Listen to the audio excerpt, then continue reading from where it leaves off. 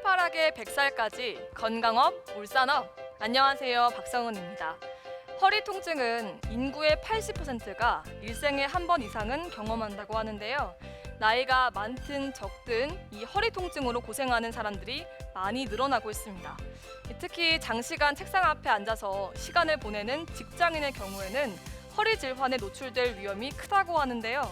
허리 디스크 외에도 잘못된 자세와 운동 부족, 그리고 과체중 등으로 인해서 젊은 층에서 발병률이 증가하고 있는 질환이 있습니다. 바로 옆구리 디스크인데요. 과연 어떤 질환일까요? 강관수 전문의와 함께 알아보겠습니다.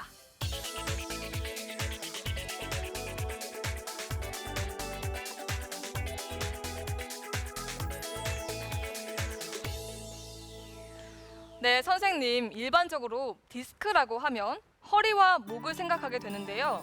옆구리 디스크라는 게 조금 생소합니다. 이 옆구리 디스크는 어떤 질환인가요?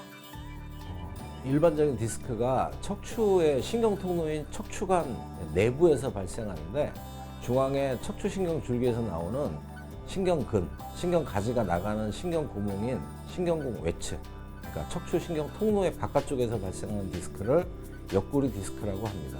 정확한 명칭은 극외측 디스크입니다. 심할 경우에는 잠을 잘 수 없을 정도의 심한 통증과 엉치, 허벅지, 종아리, 발목, 발등까지 저리고 마비 증상이 생길 수도 있는 질환입니다. 네, 그렇다면 옆구리 디스크는 일반 디스크와 어떻게 다르나요?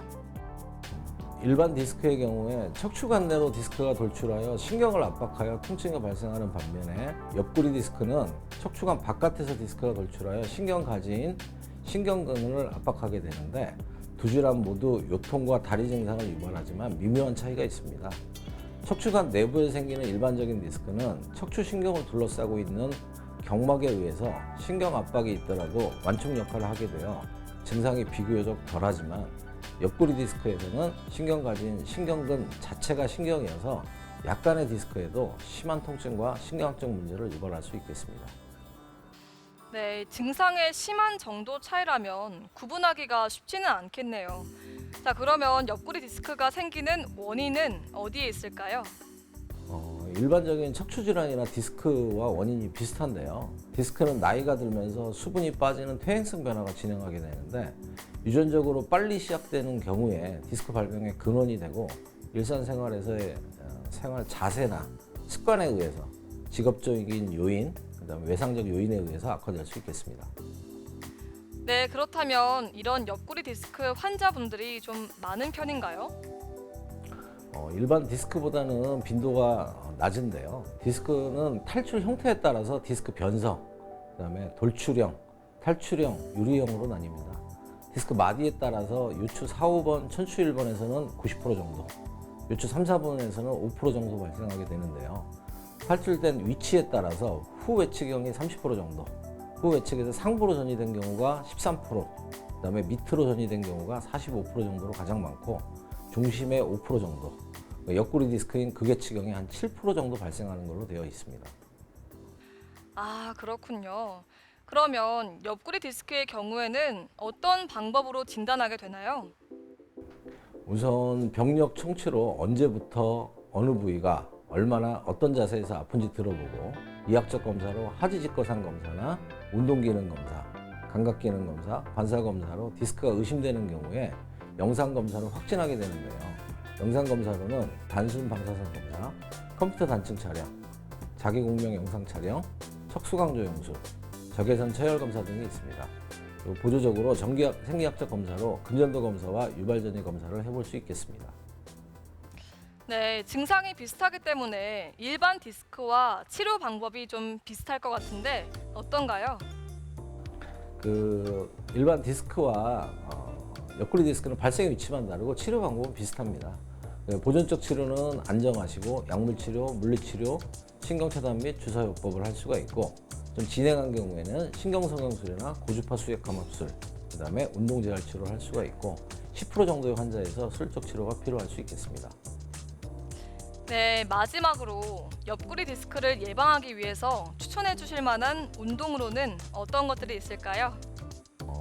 그러니까 운동의 종류가 중요하기보다는 자신의 체력에 맞게 규칙적으로 하시는 게 도움이 될 텐데요.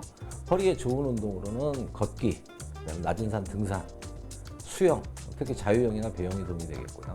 자전거 타기, 필라테스, 요가가 도움이 되겠습니다.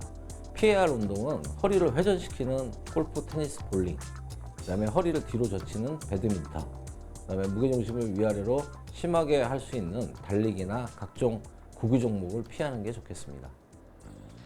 네, 말씀 잘 들었습니다. 척추 건강은 한 번 무너지면 다시 회복하기가 쉽지 않은 만큼 건강하게 유지하기 위해서라도 평소에 꾸준한 관리가 중요하다는 점 잊지 마시기 바랍니다. 오늘도 요가 동작 함께 배워보시면서 저는 이만 인사드리겠습니다. 고맙습니다. 오늘 저와 함께 배워보실 자세는 척추 강화와 함께 날씬한 뒤태를 만들어주는 메뚜기 자세의 변형입니다. 자, 자리에 엎드려 주세요.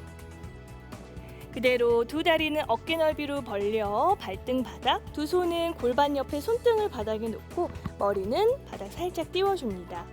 마시는 호흡에 엉덩이 근육을 지그시 수축하셨다가 내쉴 때 두 다리, 상체, 팔을 바닥에서 띄워줍니다.